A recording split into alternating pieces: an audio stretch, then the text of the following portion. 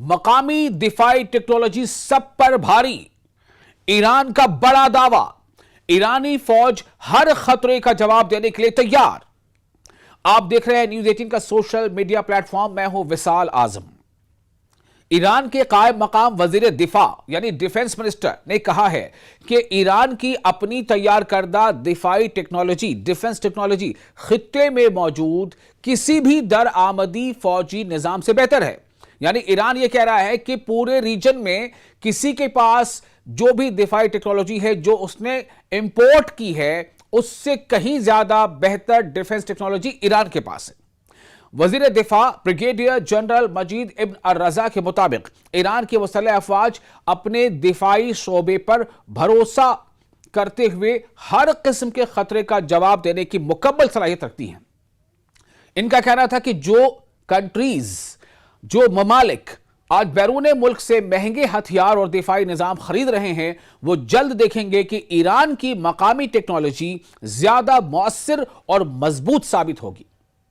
दूसरी जानिब ईरानी फौज के तर्जुमान ब्रिगेडियर जनरल मोहम्मद अक्रमेनिया ने कहा है कि फौज हर वक्त मुकम्मल तैयारी की हालत में है। इनके मुताबिक सिर्फ नए हथियार हासिल करना ही ताकत नहीं होता, बल्कि मौजूदा दिफाई निजाम को बेहतर बनाना, यानी डिफेंस का जो सिस्टम है उसे अपग्रेड करना, बेहतर बनाना, पुराने आलात की मरम्मत और अपग्रेड करना और मकामी सलाहियतों को बढ़ाना ही उतना ही जरूरी है। उन्होंने बताया कि गुज़श्ता चंद बरसों में ईरानी फौज ने एक साथ कई इक़दामात किए हैं।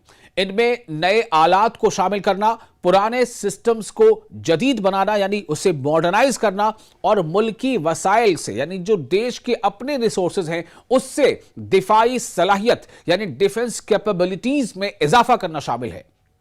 स्पोक्स पर्सन ने कहा कि आज के दौर में जंगी तैयारी का एक अहम हिस्सा यह भी है कि खराब या पुराने दिफाई निजाम को दोबारा काबिले इस्तेमाल बनाया जाए।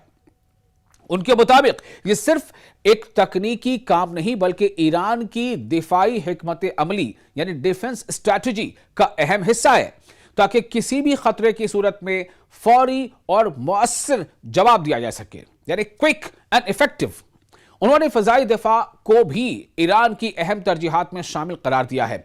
उनका कहना था कि मौजूदा इलाकाई हालात में फिजाई दिफा मुल्क की फिजाई हुदूद और अहम तनसीबात की हिफाजत के लिए फैसला कुन किरदार अदा करता है, इसीलिए इस शोबे पर मुसलसल काम किया जा रहा है।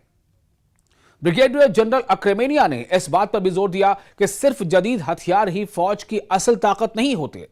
इनके मुताबिक फौजियों का हौसला, नज्म ज़ब्त, जहनी तैयारी और अपने मिशन से वाबस्तगी ही किसी भी फौज की हकीकी ताकत का फैसला करती है।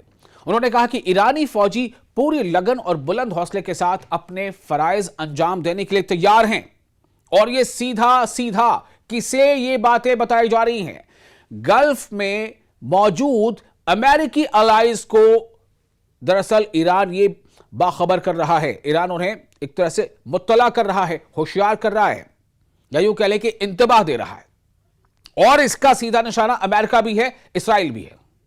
आखिर में ईरानी फौज के तर्जुमान ने कहा है कि माजी की जंगों में भी ईरान ने मकामी सलाहियतों और बेहतर मंसूबाबंदी के जरिए अपनी जिम्मेदारियां कामयाबी से पूरी की और आज भी फौज हर मुमकिन खतरे से निपटने के लिए अपनी जंगी सलाहियत को मुसलसल मजीद मजबूत बना रही है।